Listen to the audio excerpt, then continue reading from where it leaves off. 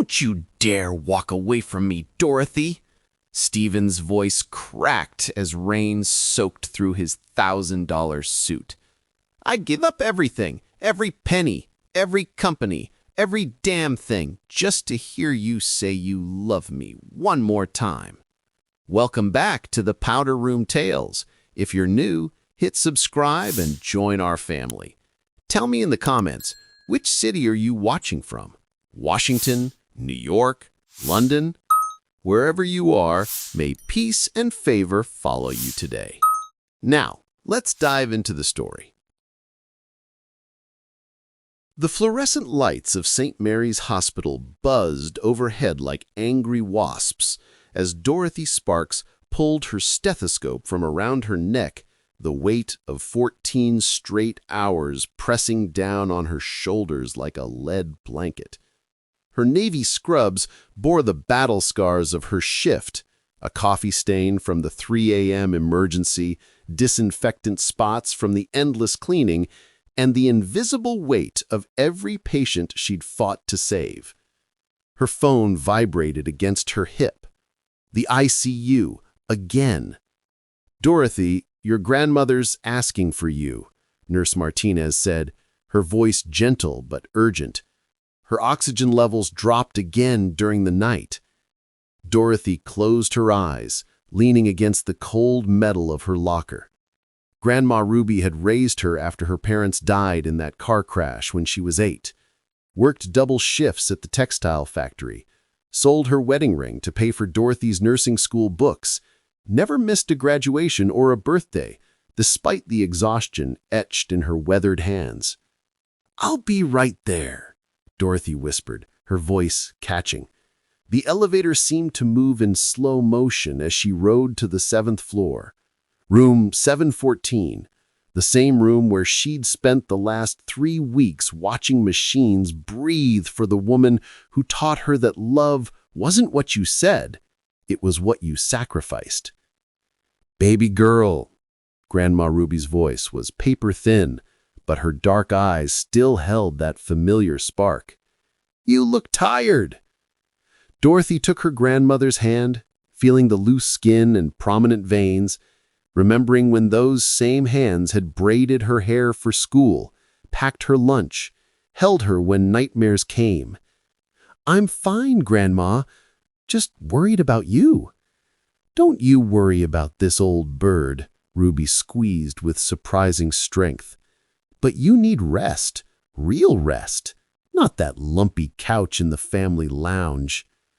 Dorothy had been sleeping at the hospital for weeks, unable to afford both her apartment rent and the hotel costs to stay close by. Her savings had evaporated between her grandmother's medical bills and her own living expenses.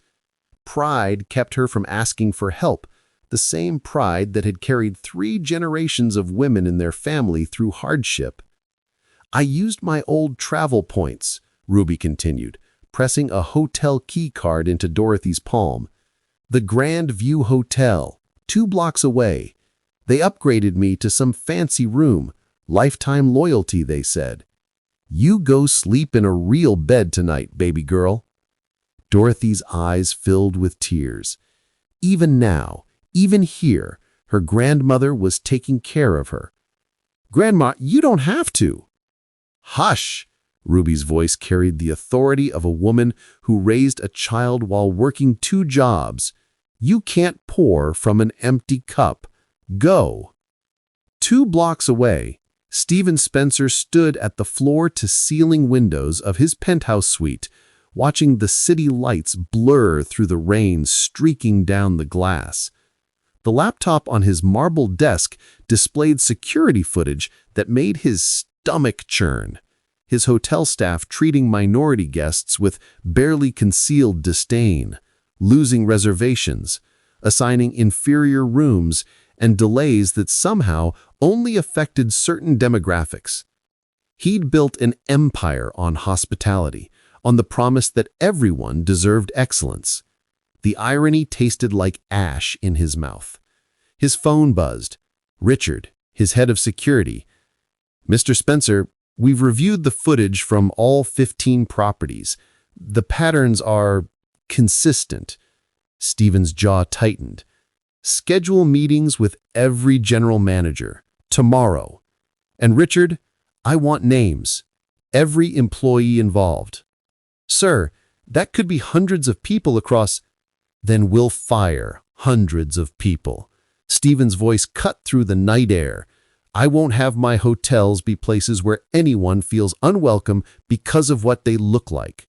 He ended the call and returned to the footage, watching scene after scene of casual cruelty disguised as policy. A black family told their reservation was lost.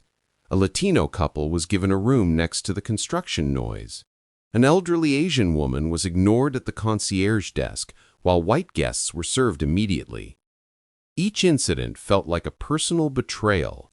His parents had taught him that money was power, that success meant stepping on others to reach the top. He'd spent years proving them wrong, building a business based on respect and excellence. Yet here was evidence that the poison had infected his company anyway. Stephen walked to his bar, poured himself 3 fingers of whiskey he didn't want, and stared at his reflection in the dark window. At 35, he had everything money could buy, and nothing that mattered. No family worth calling. His parents viewed him as a quarterly earnings report, his siblings as an ATM. No friends who didn't want something. No woman who saw past his bank account to whatever man might exist underneath. The discrimination footage was a symptom of something deeper. He'd built walls around himself so high that he'd lost touch with the humanity his business was supposed to serve. Tomorrow, he'd start tearing down those walls, starting with the poisonous culture in his hotels. His reflection in the window looked like a ghost, wealthy, successful, and utterly alone. Dorothy stood outside the Grandview Hotel, rain beginning to dot her scrubs as she looked up at the imposing glass structure. The lobby gleamed with marble and gold, making her acutely aware of her worn sneakers and coffee-stained uniform. She almost turned around, but exhaustion won over pride. The desk clerk barely looked up as she approached. Checking in? Dorothy Sparks, I believe there's a room reserved? She slid the keycard across the marble counter. The clerk's expression shifted when she saw Dorothy's appearance, the dismissive glance, the slight pause before typing. Let me check our system. Another pause. Another judgmental look. Yes, Mrs. Ruby Sparks's loyalty account. Suite 4120. Dorothy's eyebrows raised. Suite? But she was too tired to question good fortune.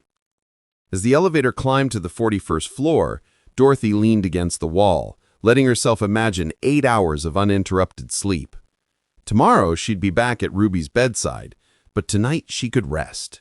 Tonight she could stop being strong for just a moment. The hallway was silent, luxurious carpet muffling her footsteps. Suite 4120. She slid the keycard into the lock. The light flashed green. Dorothy pushed open the door to what should have been her sanctuary, her one night of peace in weeks of chaos. Instead, she found herself staring at a man in a silk robe, his dark hair disheveled, eyes wide open with surprise. And in that moment, both their worlds were about to change forever.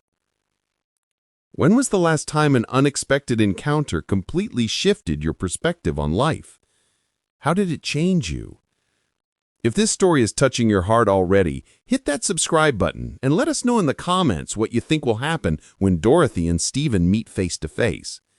This is just the beginning of an emotional journey you won't want to miss. Dorothy's hands trembled as she slid the keycard into the slot. The little light blinked green, and she pushed the door open with her shoulder, her exhausted body barely able to carry the weight of the day. 23 hours. That's how long she'd been awake, moving between the ICU and her shift at the community hospital. Her grandmother's labored breathing still echoed in her ears. The door clicked shut behind her, and she dropped her worn nursing bag onto what she expected to be a modest hotel chair. Instead, it landed on Italian leather that probably cost more than her monthly rent.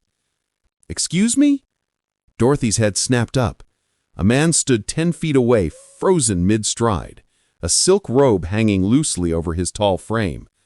Dark hair tousled, 5 o'clock shadow defining a jaw that belonged on magazine covers. But it was his eyes that stopped her cold. Deep brown, wide open with surprise. But not anger. Not yet. "I'm so sorry," Dorothy stammered, her voice catching in her throat. "I think I'm in the wrong—" The words died as her gaze swept past him to the massive wall-mounted screen behind him. Security footage. Multiple camera angles of the hotel lobby, restaurants, and elevators. And there, in grainy black and white, she watched a scene that made her stomach clench. A young black couple is being escorted away from the hotel restaurant by security, their evening clothes wrinkled, their faces etched with humiliation. The timestamp showed yesterday, 8:17 p.m. Her eyes moved to another screen. An elderly black woman was being questioned aggressively at the front desk, her hands shaking as she produced credit cards that were apparently under review.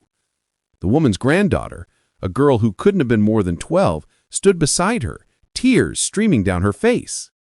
"You're watching that because—" Dorothy's voice was barely above a whisper, but it carried the weight of every slight she'd endured, every time she'd been made to feel like she didn't belong in spaces her qualifications had earned her. Stephen Spencer, though she didn't know his name yet, seemed to realize what she was seeing. His hands moved instinctively to close the laptop, then stopped. Something in her expression, the way her shoulders had straightened despite her exhaustion, made him pause. Because it's wrong. 2 words, simple, direct, but they hung in the air between them like a bridge neither had expected to find. Dorothy studied his face, searching for the lie she'd learned to expect. Rich people said many things. They made donations for tax write-offs, attended charity galas for photo opportunities, and hired diversity consultants to clean up their image. But this man, standing in a hotel suite that probably cost more per night than she made in a month, looked genuinely sick as he watched the footage. "This is your hotel," she said, not a question, but a statement of dawning realization. "One of them." He moved closer, and she caught the scent of expensive cologne mixed with something else, exhaustion that mirrored her own. "I've been reviewing complaints, discrimination complaints, more than I ever imagined." Dorothy's laugh held no humor. "You never imagined because you never had to." The words should have been cutting, accusatory. Instead, they came out tired, resigned, like someone who'd spent years explaining water was wet. Stephen felt them hit like a physical blow. "No," he said quietly, "I never had to." The silence stretched between them, filled with the soft hum of expensive electronics and the distant sounds of the city beyond the floor-to-ceiling windows. Dorothy became acutely aware of her appearance. Wrinkled scrubs, hair escaping its ponytail, the faint scent of antiseptic that never quite washed away. "I should go," she said, reaching for her bag. "Wait." The word escaped before Stephen could stop it. Dorothy paused, one hand on the leather chair. "What room were you looking for?" 412. She showed him the keycard, her movements careful, controlled. Even exhausted, even caught in this impossible situation, she moved with the precision of someone who'd learned that any mistake could be used against her. Stephen glanced at his laptop screen, then back at her. System glitch. Happens sometimes with the electronic locks during maintenance. He paused. "But you're not here for leisure." It wasn't a question.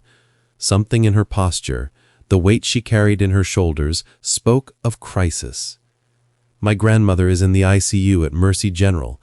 I just needed somewhere to sleep for a few hours before my next shift." The words came out steady, professional. She wouldn't break, not in front of him. Stephen watched her face as she spoke, saw the way she held herself together through sheer force of will. He'd seen that look before in mirrors and boardroom windows, the expression of someone who couldn't afford to show weakness.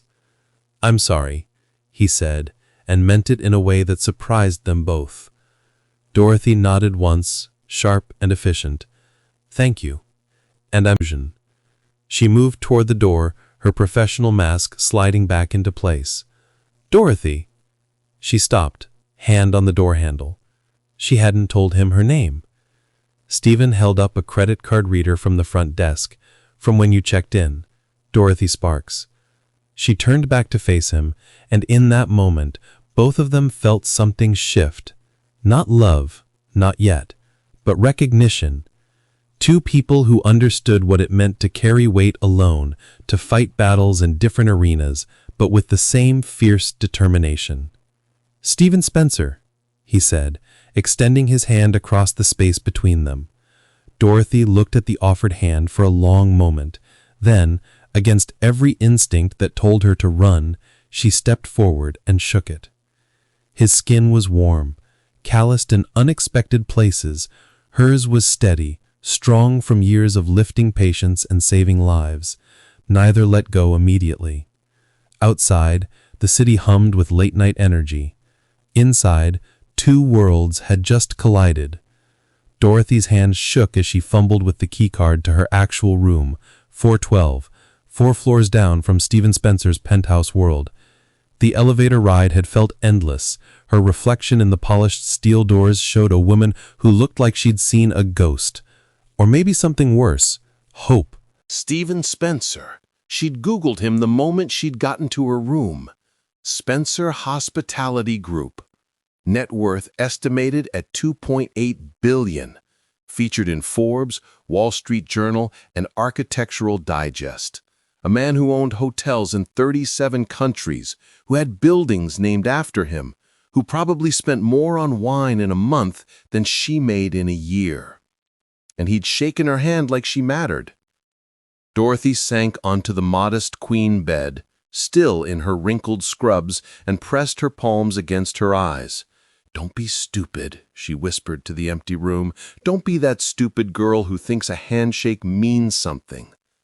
But his eyes, the way he'd looked at that footage, genuinely sick, genuinely angry, not the performative outrage of someone worried about bad PR, but the deep disgust of someone who just discovered poison in his own well. Her phone buzzed, a text from her supervisor at the community hospital. "Dorothy, heard you're taking family leave. So sorry about your grandmother. Take all the time you need." Family leave. Unpaid family leave, because that's what you got when you worked at an underfunded community hospital that served people who looked like her grandmother. Dorothy did the math in her head. Rent, utilities, her grandmother's medical bills that insurance wouldn't cover, the hotel room for however long. She pulled up her bank account on her phone. $347.82. That's what separated her from Stephen Spencer. Not just money, though that gulf was ocean-wide, but the luxury of caring about discrimination from an academic distance. She didn't get to be shocked by racism. She lived it, breathed it, planned around it like weather. 4 floors up, Stephen stood at his floor-to-ceiling windows, looking out at a city that sparkled like scattered diamonds. He'd built an empire in hospitality, creating spaces where people felt welcome, valued, cared for. Or so he told himself. The laptop screen still glowed behind him, frozen on footage that made him question everything. How many Dorothy Sparks had been turned away from his hotels? How many families had been humiliated while he sat in boardrooms discussing profit margins? He'd called an emergency meeting with his executive team for 7 a.m. Heads would roll, policies would change, he'd make sure of it. But even as he planned his corporate response, his mind kept drifting back to Dorothy's face, the way she'd straightened her shoulders when she saw the footage, like a soldier recognizing familiar battlefield terrain. The resigned exhaustion in her voice, you never imagined because you never had to. Stephen had dated actresses, socialites, European royalty, women who fluttered and flattered and wanted to be seen on his arm at charity galas. Dorothy Sparks looked at him like he was a problem to be diagnosed and treated. It should have been insulting. Instead, it was the most honest interaction he'd had in years. His phone rang. Marcus, his head of PR. Stephen, we've got a situation brewing. Someone leaked security footage to Channel 7. Video of the Martinez family being escorted out of the downtown location last week. It's all over social media. Stephen closed his eyes. The Martinez family. He'd seen them in the footage. Young couple, anniversary dinner, asked to leave because their reservation couldn't be verified. Even though they'd had confirmation emails, even though they'd been dressed perfectly, spoken politely, done everything right. How bad? Stephen asked. Hashtag Spencer Hotels discrimination is trending. Stocks down 3% in after-hours trading. Good, Stephen said quietly. Sir? I said good. Let it trend. Schedule a press conference for tomorrow morning. I want a full audit of every property, every manager, every policy that allowed this to happen. Stephen, maybe we should think about damage control first. Marcus. Stephen's voice carried the steel that had built his empire. The damage was done the moment we became the kind of company that makes families cry in lobbies. Everything else is just accountability. He hung up and walked back to the window. Somewhere out there, Dorothy was probably lying awake in a hotel room paid for with her grandmother's loyalty points, worrying about medical bills and wondering if she'd imagined the moment between them. She hadn't imagined it, but she was smart to run from it. Stephen Spencer's world was comprised of board meetings, stock prices, and PR crises that could be managed with the right spin. Dorothy's world was ICU waiting rooms and double shifts and counting every dollar twice. They'd touched across that divide for exactly 30 seconds. It was foolish to think it could be anything more. At 3:17 a.m., Dorothy gave up on sleep and walked back to Mercy General.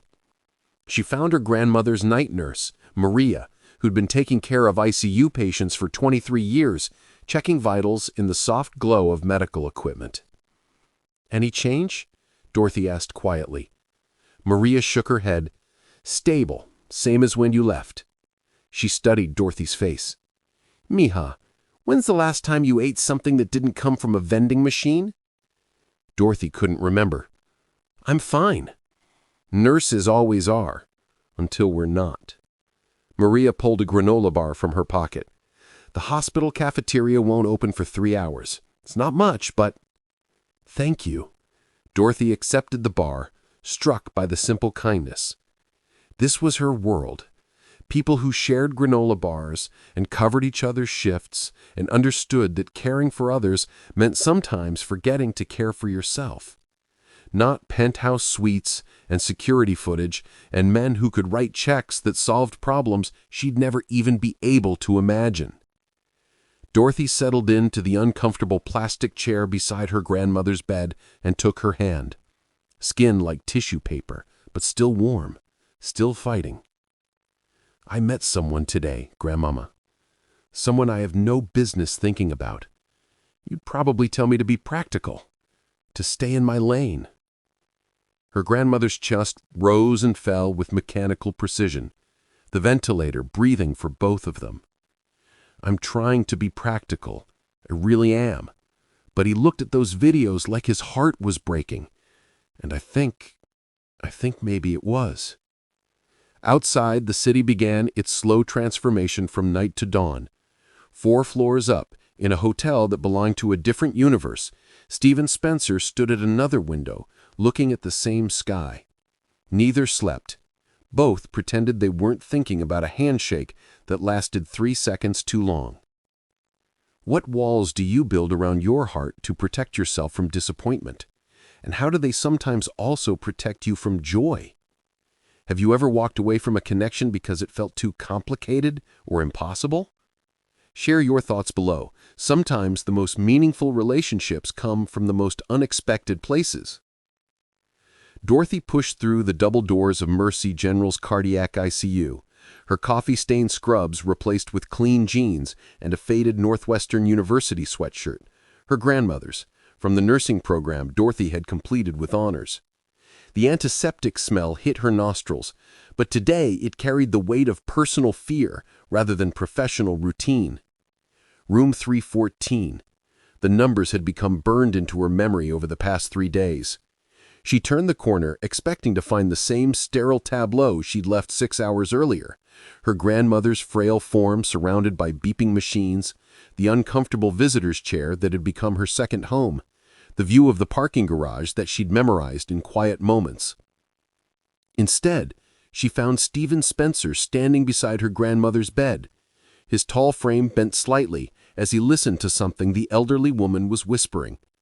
He wore dark jeans and a simple gray sweater, the casual clothes doing nothing to diminish the quiet authority he carried.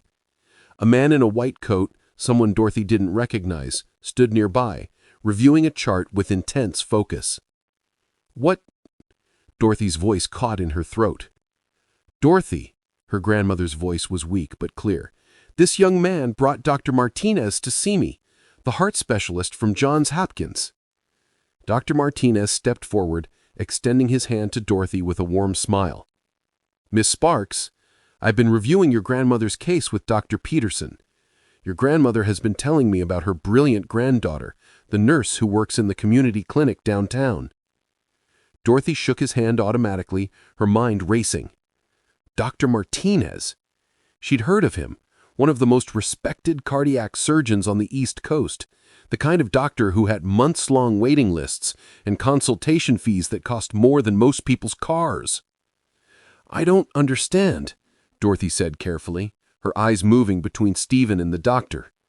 "How did you—" "I made some calls," Stephen said simply. "Everyone deserves access to excellent medical care." The words were measured, careful. Not charity, not pity. Simple statement of principle. Dr. Martinez moved to the other side of the bed, his manner professional but kind. "Mrs. Johnson has been explaining your family history. I'd like to run some additional tests, an echocardiogram, some blood work to check for genetic markers. There are treatment options we haven't explored yet." Dorothy felt the floor seem to shift beneath her feet. For 3 days, she'd watched her grandmother grow weaker, listened to doctors speak in careful euphemisms about comfort care and making her remaining time meaningful. Now, this stranger was talking about treatment options with the casual confidence of someone who saved lives for a living. "The cost," Dorothy began, "is handled," Stephen said quietly, "not as charity, as what should be standard care for everyone." Their eyes met across her grandmother's bed, and Dorothy saw the same earnest expression she'd witnessed in his hotel suite. No cameras here, no audience, just a man who had somehow made the impossible possible. "I need to speak with you," Dorothy said, her voice steady despite the chaos in her chest. "Outside." Stephen nodded and followed her into the hallway, past the nurses' station where Dorothy exchanged brief nods with colleagues who'd become familiar faces during her vigil.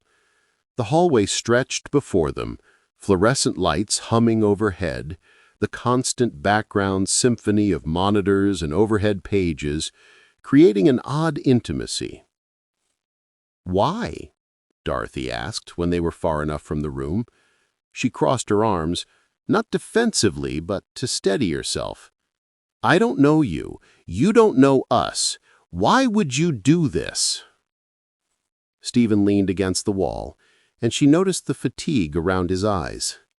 "Because 3 days ago, a woman walked into my hotel room and called me out for something I should have seen years ago. Because that same woman is sitting in a hospital chair, afraid she's going to lose the person who raised her, and I can help." That's not an answer, isn't it? Dorothy studied his face, searching for the angle she'd learned to expect from wealthy people who inserted themselves into other people's crises. The need for gratitude, for recognition, for the warm glow of being seen as a savior. Instead, she saw something that looked suspiciously like genuine care. "My grandmother raised me after my parents died in a car accident. She worked 3 jobs to put me through nursing school, cleaned offices at night, took in laundry, and worked weekends at the church. She never asked for help from anyone. Sounds familiar, Edley. Does it? My grandfather built his first business washing dishes in restaurant kitchens, worked 18-hour days, sent my father to college on scholarship money, and saved quarters. Stephen's voice carried a weight I hadn't expected. He taught me that dignity comes from service, not from what you own. Dorothy felt something shift in her chest, a recognition she hadn't anticipated. What happened to that lesson? Stephen was quiet for a long moment, watching a group of medical students pass by in their pristine white coats. He looked back at her. She reminded me of him. The way she talked about you, the pride in her voice. She said you chose nursing because you wanted to make sure people like her always had someone who cared. The words hit Dorothy unexpectedly hard. She blinked back tears she couldn't afford to shed. Not here. Not in front of him. She can't pay you back. Whatever this costs, we can't. I'm not looking for payment. Then what are you looking for? Stephen was quiet for so long that Dorothy thought he might not answer. When he spoke, his voice was barely audible above the hospital's ambient noise. I'm looking for a way to sleep at night, knowing I used what I have for something that matters. Dorothy felt her carefully constructed defenses waver. This wasn't the conversation she'd prepared for. Wealthy people don't usually speak about insomnia and purpose in hospital hallways. Dr. Martinez wants to stay for the next few days to monitor the treatment. I've arranged for a room at the hotel across the street so he doesn't have to commute. You're welcome to use the suite upstairs. It's already paid for, and it's closer than wherever you're staying. Stephen, it's not charity, Dorothy. It's logistics. You can't take care of her if you're falling asleep in a plastic chair. Before Dorothy could respond, he was walking back towards room 314, leaving her alone in the hallway with questions she didn't know how to ask, and a growing realization that everything she thought she knew about billionaires might be wrong. At least about this one. When someone offers help during your darkest moments, what makes the difference between feeling grateful versus feeling diminished? Tell us about a time when someone's unexpected kindness appeared just when you needed it most. How did their approach make you feel seen rather than pitied? The ICU at 3:47 a.m. was a world suspended between hope and grief.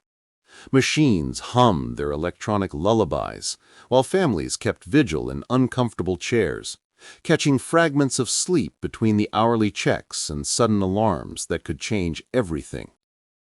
Dorothy sat beside her grandmother's bed, her fingers wrapped around Rose Sparks's weathered hand.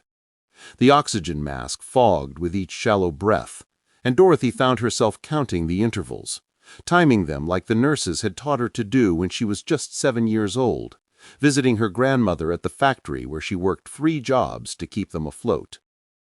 "You remember that?" Rose's voice was barely a whisper, but her eyes were alert, fixed on Dorothy's face with the intensity of someone who knew time was precious. "Remember what, Grandmama?" Dorothy leaned closer, her thumb tracing the familiar pattern of veins beneath paper-thin skin. "How you used to count my heartbeats when you were scared. After the funeral, when you came to live with me. You'd put your little ear right here." Rose's free hand moved weakly to her chest. "And count, like you could keep me alive with numbers." Dorothy felt tears threaten, but she swallowed them back. 28 years old, and she was still that frightened little girl sometimes. "I was so afraid you'd leave too." "Never, baby.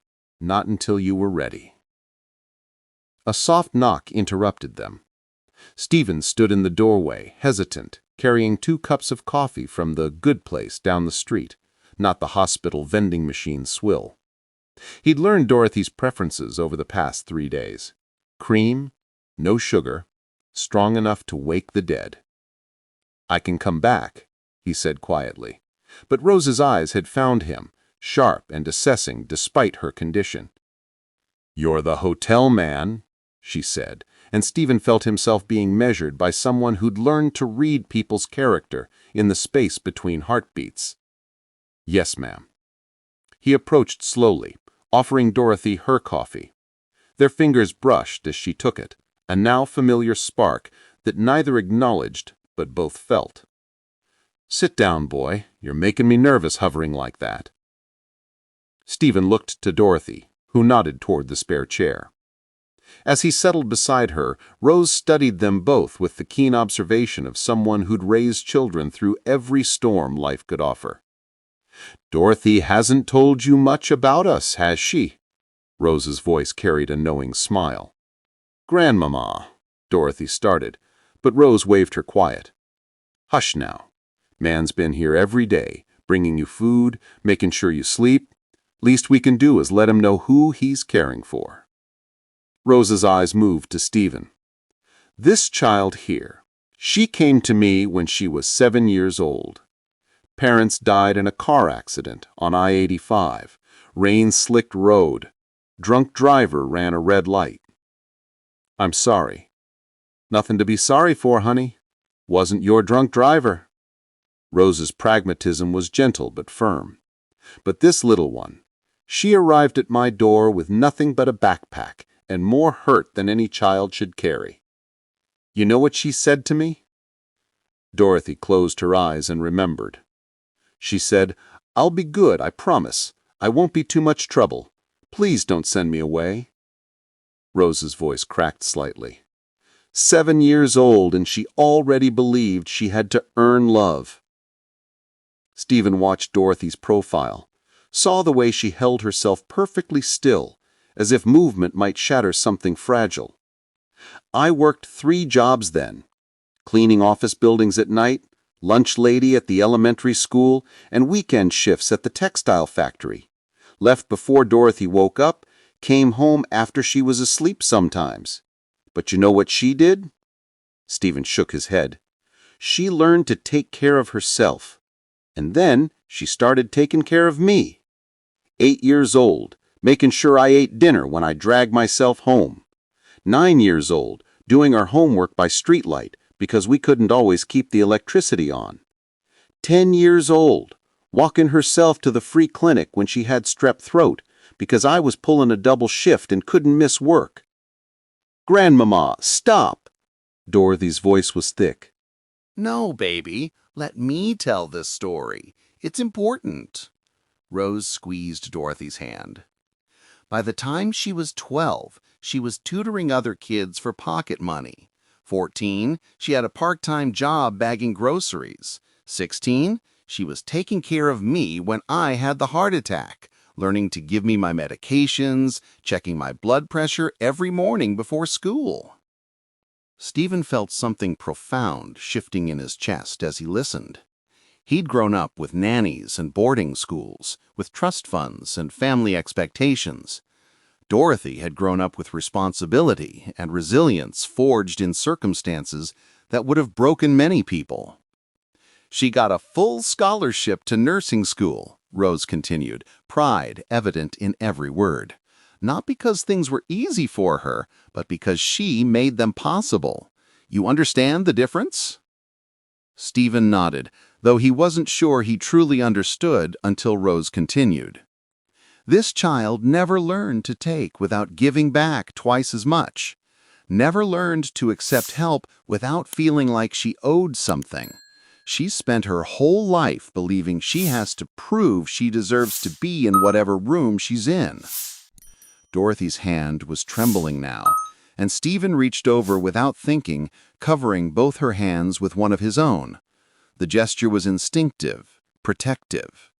"Why are you telling him this?" Dorothy asked, her voice barely audible. Rose looked at Stephen with eyes that seemed to see straight through him. "Because he needs to understand what he's asking for, if he wants to love you. You don't just date Dorothy Sparks. You don't casually care about her. She's not built for halfway. She's all or nothing, because that's how she survived." Stephen felt the weight of those words settle in his chest. "Mrs. Sparks, Rose, honey. Rose, I need to tell you both something." Stephen's voice was steady, but Dorothy could feel the tension in his hand where it covered hers. "I understand about earning love, about proving you deserve to be in rooms where people don't want you." Dorothy looked at him, surprised. "My parents—" He paused, seeming to choose his words carefully. "My father built Spencer Industries from nothing, bootstrapped every dollar. But by the time I came along, money had become his language for everything: love, approval, punishment. If I got good grades, he'd buy me something expensive. If I disappointed him, he'd cut my allowance. My mother learned to communicate the same way. Affection became transactional."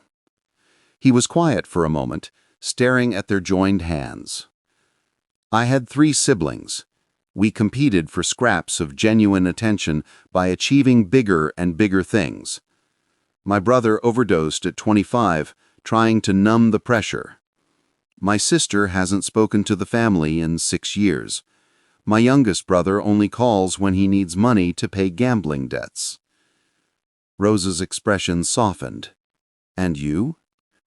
"I became the perfect son, built the business bigger, made more money, proved I was worth the Spencer name." I laughed, held no humor. "But I never learned the difference between being wanted and being needed, between someone loving me and someone loving what I could give them." In the quiet that followed, 3 people sat surrounded by the sounds of machines keeping someone alive, each understanding something new about the others. "Love isn't what you say, it's what you sacrifice," Dorothy whispered, unconsciously echoing her grandmother's teaching. Rose smiled, her eyes closing with satisfaction. "Now you're both starting to understand." The rhythm had developed naturally over the past week, like a dance neither Dorothy nor Stephen had consciously choreographed. She would arrive at the ICU at 6 in the morning, still smelling faintly of the lavender soap from the hotel room Stephen had quietly arranged for her, a proper room this time, though she'd insisted on paying with her grandmother's points. He would appear around 7:30 with real breakfast, not the vending machine coffee and stale pastries she'd been surviving on. "You don't have to keep doing this," Dorothy said for the 5th time, as Stephen unpacked what looked suspiciously like a feast from the city's most exclusive French bistro.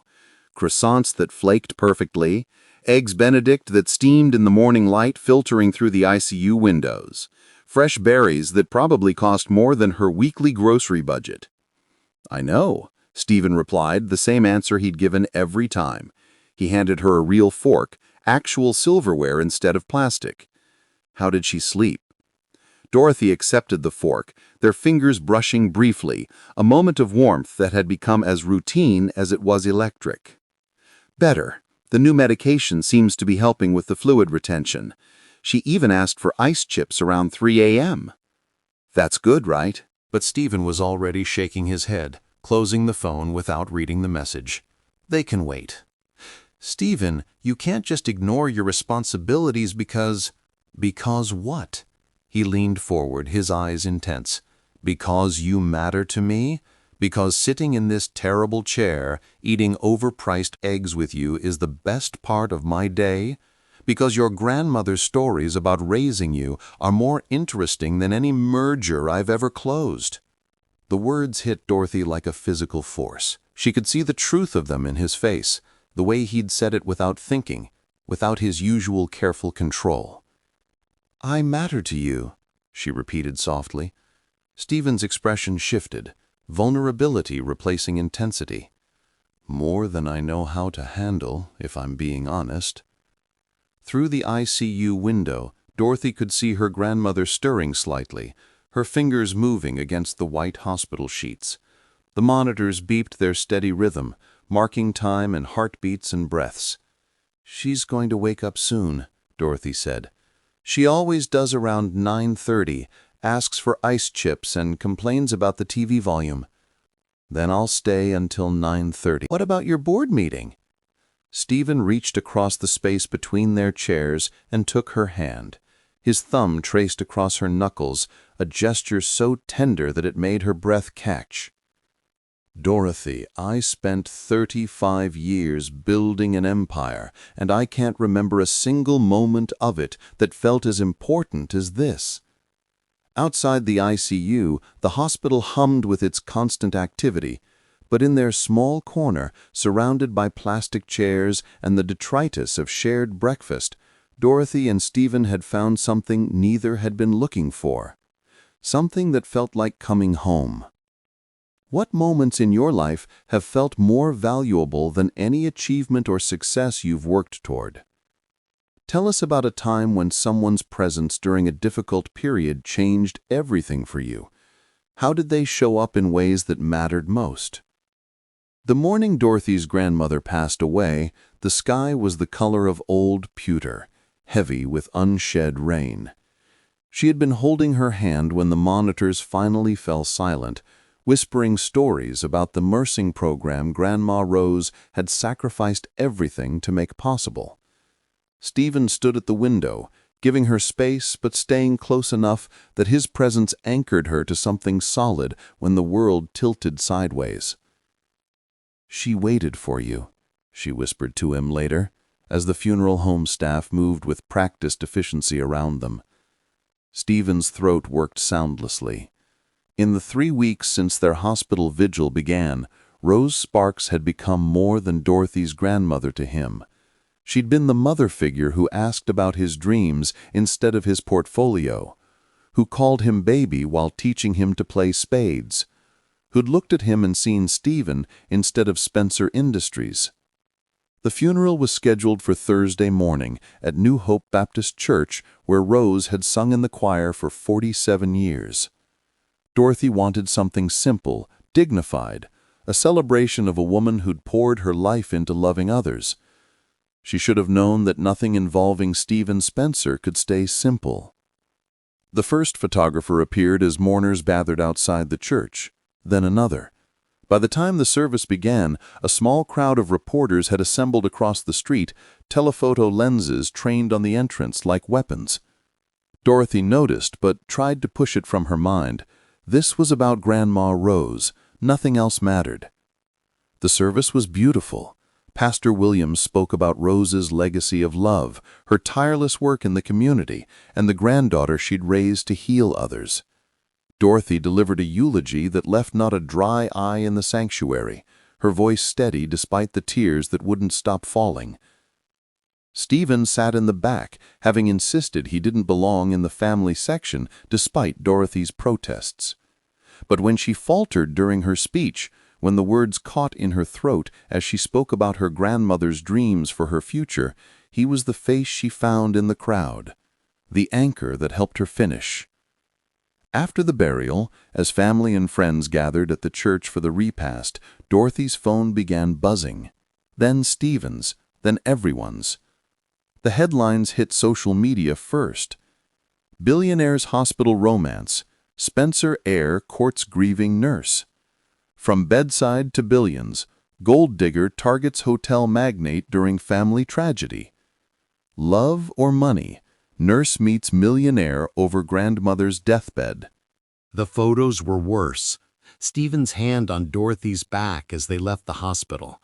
The two of them shared coffee in the ICU waiting room, him holding her as she sobbed against his chest in the parking garage after one particularly difficult night. Each image came with commentary that made Dorothy's stomach turn. Classic gold digger playbook, find a rich guy during an emotional crisis. She saw dollar signs when Grandma was dying. How convenient that she accidentally walked into a billionaire's hotel room. Dorothy's co-workers at the hospital huddled around their phones, whispering. The church ladies who'd known her since childhood suddenly couldn't meet her eyes. Her neighbor, Mrs. Patterson, who'd brought casseroles every week during Rose's illness, crossed the street to avoid speaking to her. "Dorothy," Stephen found her in the church kitchen, staring at her phone screen with hollow eyes. "We need to talk about this." "Talk about what?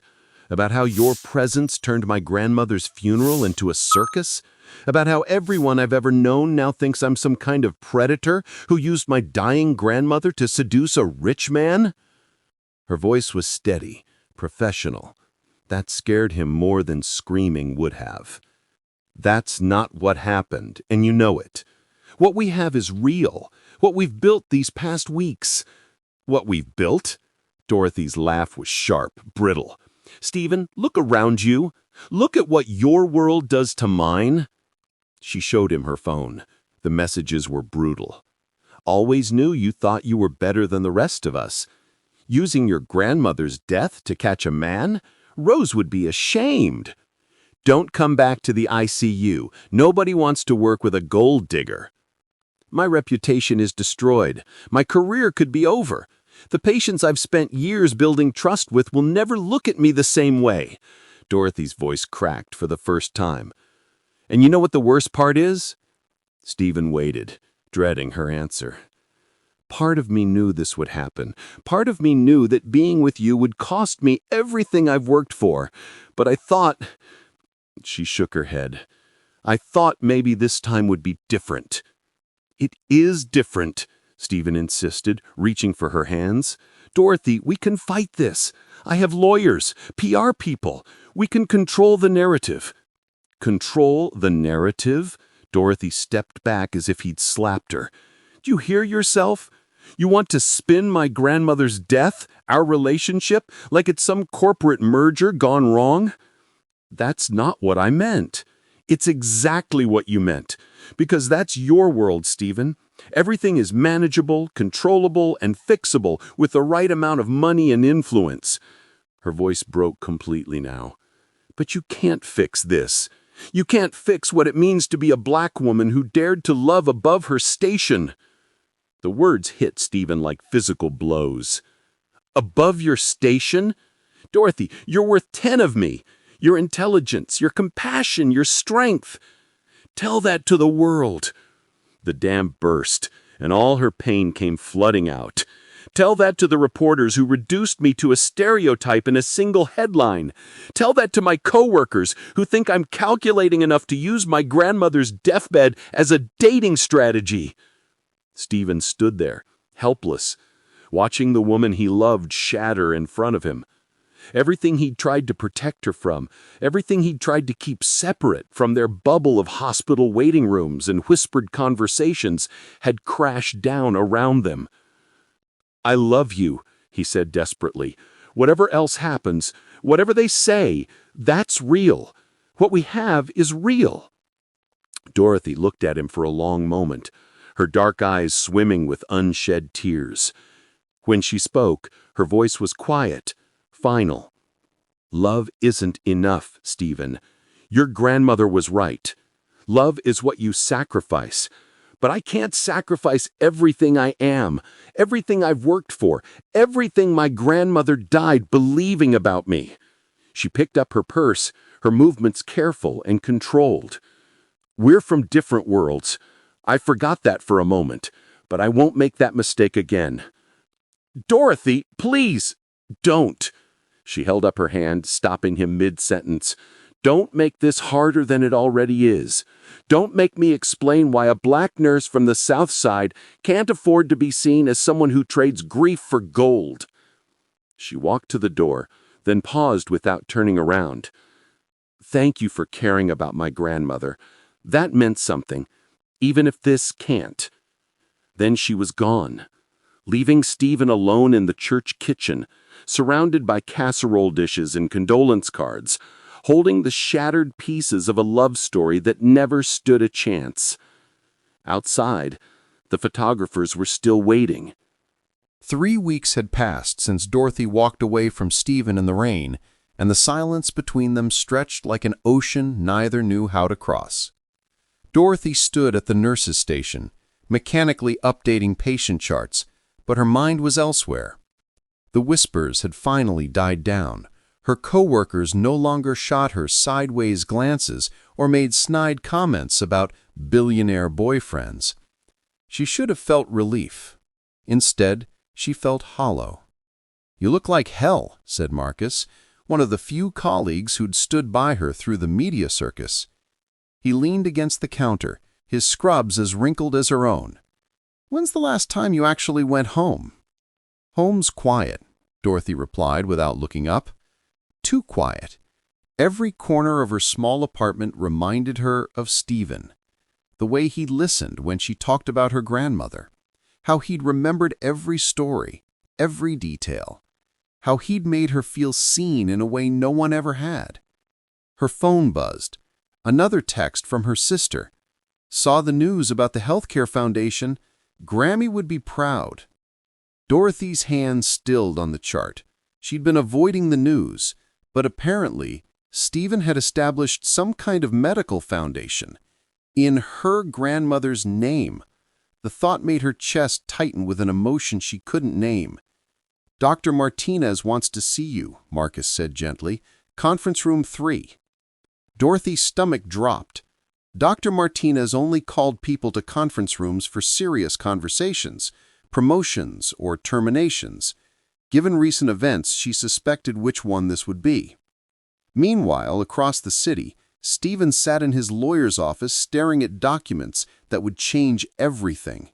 Transfer agreements, asset liquidations, foundation charters. "Are you certain about this?" Robert Chen, his attorney of 15 years, asked for the third time. "You're talking about liquidating nearly 40% of your personal assets. The board can kiss my ass," Stephen interrupted, his voice rough from too little sleep and too much coffee. "I'm not asking for their permission." Robert leaned back in his leather chair. "Stephen, I've known you since you inherited Spencer Industries. You've never been impulsive. This feels... like what? Like I'm thinking with my heart instead of my head?" Stephen laughed, but there was no humor in it. "Maybe I am. Maybe it's about time." He stood, walking to the floor-to-ceiling windows overlooking the city. Somewhere out there, Dorothy was probably saving lives while he sat in a sterile office pushing paper around. The contrast wasn't lost on him. "She didn't ask for this," Stephen said quietly. "The foundation, the money, none of it. That's the point, Robert. For the first time in my life, I met someone who wanted nothing from me except honesty. And I failed her. You didn't create the media attention. I didn't protect her from it either." Stephen's reflection stared back at him from the window. "I spent so much time building walls to keep gold diggers out that I forgot how to shield the people who actually matter." Robert was quiet for a moment. "What if she still doesn't want anything to do with you? What if this doesn't change her mind?" Stephen turned back to face him. "Then at least I'll know I did something right. Her grandmother spent 30 years cleaning hotel rooms, being treated like she was invisible. Now there'll be a foundation in her name that ensures people like her get the health care they deserve. That matters whether Dorothy forgives me or not." Dorothy knocked on the conference room door, her heart hammering against her ribs. Dr. Martinez looked up from a stack of papers, his expression unreadable. "Sit down, Dorothy, please." She perched on the edge of the chair, hands clasped tightly in her lap. "If this is about the media attention, it's about a phone call I received yesterday," Dorothy Martinez interrupted gently, "from the Eleanor Sparks Foundation for Healthcare Equity." Dorothy's breath caught. Eleanor, her grandmother's name. They want to partner with Mercy General to provide free cardiac care for underserved communities, full funding for equipment, staff, medication, everything. He leaned forward. "They specifically requested that you be the liaison nurse for the program, Graham." The room seemed to tilt. "I don't understand." Dr. Martinez handed her a folder. "The foundation was established 3 days ago with an initial endowment of $200 million. According to the paperwork, it's dedicated to ensuring that every grandmother, mother, and family member receives the care they deserve, regardless of their ability to pay." Dorothy's hands trembled as she opened the folder. There, on official letterhead, was her grandmother's name in elegant script. Below it, a mission statement that sounded like it had been written by someone who understood exactly what it meant to watch a loved one fight for dignity in their final moments. "There's more," Dr. Martinez said softly. The foundation also paid off the remaining balance of your grandmother's medical bills. All of them. The papers blurred as tears filled Dorothy's eyes. Stephen had done this, not for her, because she'd made it clear she wanted nothing to do with him, but for her grandmother, for the principle of it, for justice. "Dorothy?" Dr. Martinez's voice seemed to come from far away. "Are you all right?" She wiped her eyes, struggling to find her voice. Did the foundation say anything else?" "Just that they hoped you'd consider the position. The salary is quite generous, and you'd have complete autonomy over patient care decisions." He paused. "They also mentioned that the position doesn't require any direct contact with foundation management if you prefer to keep things professional." Stephen was giving her an out, a way to honor her grandmother's memory without having to face him, without having to confront the feelings she'd been trying to bury for 3 weeks. That evening, Dorothy sat in her grandmother's old rocking chair, holding the foundation paperwork and her phone. Stephen's number was still in her contacts. She'd started to delete it a dozen times, but could never bring herself to hit the button. Outside, rain began to fall, the same steady rhythm that had been playing the night she walked away from him, the night he'd stood in the downpour, willing to give up everything, just to hear her say she loved him one more time. She did love him. That was the terrifying truth she'd been running from. She loved his quiet strength, his willingness to listen, the way he'd made her grandmother smile in her final days. She loved how he'd seen her, not as a charity case or a conquest, but as an equal. But love wasn't always enough. The media attention, the scrutiny, the way people looked at her like she was calculating his net worth instead of caring about his art. Could she handle that? Could they build something real in the glare of public judgment? Dorothy picked up her phone and scrolled to Stephen's contact. Her thumb hovered over the call button. 3 weeks of silence stretched between them. But suddenly it felt like time was running out. Like every moment she hesitated was another moment lost, another chance for happiness slipping away. She thought about her grandmother's words. "Love isn't what you say, baby girl. It's what you sacrifice." Stephen had sacrificed his privacy, his reputation, $200 million, all for justice, all for her grandmother's memory, all without asking for anything in return. Maybe it was time for her to sacrifice too. Her pride, her fear, her carefully constructed walls. Dorothy picked up her phone and scrolled to Stephen's contact. Her thumb hovered over the call button. What would you be willing to sacrifice for love? Not just romantic love, but love of justice, family, or principle. Have you ever had to choose between pride and love? Share your story in the comments below. Sometimes the bravest thing we can do is reach out when everything tells us to stay silent. 3 months had passed since the funeral, since the headlines, since Dorothy had walked away from Stephen in the rain. 3 months of silence that echoed louder than any argument they'd ever had. Dorothy pushed through the double doors of Mercy General's free clinic, her scrubs crisp despite the early morning rush. The Clara Sparks Community Health Initiative, named after her grandmother, had opened quietly 2 weeks ago, funded by an anonymous donor. Dorothy suspected, but had never confirmed, who that donor might be. She paused at the volunteer check-in desk, scanning the morning roster. New volunteers were always trickling in, some lasting a day, others finding their calling among the city's most vulnerable patients. Her eyes stopped on a familiar name written in unfamiliar handwriting. S. Spencer, volunteer. Assignment, patient transport and general assistance. Her breath caught in her throat. It couldn't be. Stephen Spencer didn't do manual labor. Stephen Spencer didn't work in free clinics. Stephen Spencer certainly didn't... Dorothy? She turned slowly, and there he was. Not the polished billionaire she'd first met in the luxury hotel suite. Not the rain-soaked man who'd begged her not to walk away. This Stephen wore simple blue scrubs that had clearly been washed many times, sneakers that had seen actual work, and an expression she'd never seen before. Peaceful. "What are you doing here?" The words came out sharper than she intended, a reflex born of months of protecting her heart. working. He held up a clipboard with patient transport requests. Mrs. Rodriguez in bed 3 needs to get to radiology. Mr. Chen is being discharged and needs help with his wheelchair. Dorothy stared at him, searching for the angle, the publicity stunt, the hidden camera crew. "Since when do you work in free clinics?" "Since I realized this is where I belong." Stephen's voice was quiet, matter of fact. "I've been here every morning for 6 weeks. I'm not here to win you back, Dorothy. I'm here because this is where I can do the most good." She watched him walk toward bed 3, where Mrs. Rodriguez struggled to sit up for her transport. Stephen moved with practiced ease, helping her into the wheelchair with gentle hands and soft Spanish words she didn't know he spoke. The elderly woman smiled at him, patting his arm with the familiarity of someone who'd been cared for by him before. "He's been here every day," said Maria, the clinic coordinator, appearing at Dorothy's elbow. 6 a.m. sharp, never missed a shift. The patients love him." "Why?" Dorothy's voice was barely a whisper.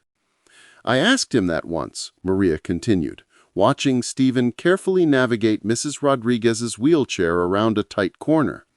He said, "Someone very wise once told him that love isn't what you say, it's what you sacrifice," and that he was still learning what real sacrifice looked like.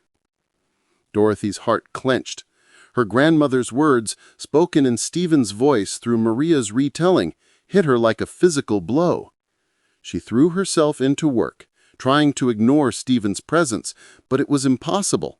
He was everywhere, helping elderly patients tie their shoes, reading to children in the pediatric area, staying late to clean equipment.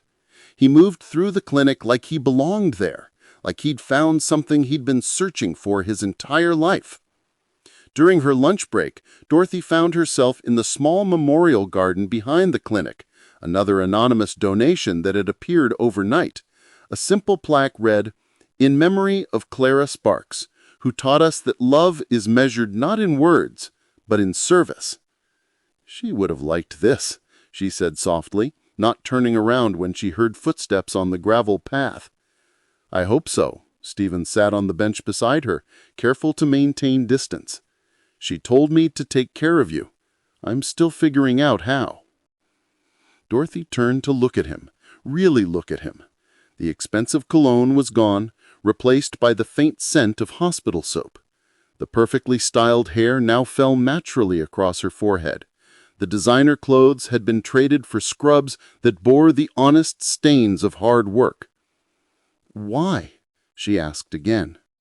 Stephen was quiet for a long moment, watching a butterfly land on the memorial roses. "Because everything I thought mattered, the money, the power, the control, felt empty after I met you. Because your grandmother saw something in me that I'd forgotten existed. Because 6 weeks ago I held the hand of a dying man who had nothing, and he thanked me for treating him with dignity." He paused. "Because this is who I want to be, Dorothy, with or without you." The honesty in his voice broke something open in her chest. This wasn't the desperate man who'd begged her in the rain. This was someone who'd found himself in service to others. "I was scared," Dorothy admitted, her voice barely audible. "Scared that you'd get bored with playing poor, scared that I'd realize I wasn't worth the trouble, scared that I'd lose myself in your world. And I was terrified you'd never see past my money to who I really am underneath. I had to find out who that person was first." Dorothy reached out tentatively, her fingers tracing the calluses that had formed on his hands from weeks of honest work. "These are new. Turns out moving patients and cleaning equipment builds character along with calluses." She laughed despite herself, the sound rusty from months of carefully guarded emotions. "My grandmother would have said that hard work never killed anyone, but she'd have made you wear proper gloves." "I miss her wisdom," Stephen said softly. "She's still here," Dorothy whispered, gesturing to the clinic around them, to the garden where they sat, and to the space between them that no longer felt impossible to bridge. She loved you, Dorothy, not because you're beautiful or smart or strong, though you're all of those things. I love you because you taught me what it means to live with purpose, because you showed me that real wealth is measured in the lives we touch, not in the numbers in our accounts. Dorothy looked at their hands, his pale against her brown, both marked by the honest work of healing. I love you too, she whispered. I love the man you've become. I love that you didn't just say you'd change, you actually did it. And in the distance, if you listened carefully, you might have heard the echo of an elderly woman's laughter, blessing the love that had finally learned to bloom in service to something greater than itself. What does true love mean to you? Is it the grand gestures or the daily choice to serve and sacrifice for another's well-being? If this story touched your heart, subscribe for more emotional journeys that remind us love is found not in what we have, but in who we choose to become. Share your thoughts below about what real transformation looks like in relationships. You've come to the end of this love story, but another billionaire's secret is waiting. The next tale will be more seductive, more forbidden, and far more addictive. So do check it out. Click on the image showing on your screen right now to watch the next one. Until then, guard your heart, because the Powder Room Tales is only getting started.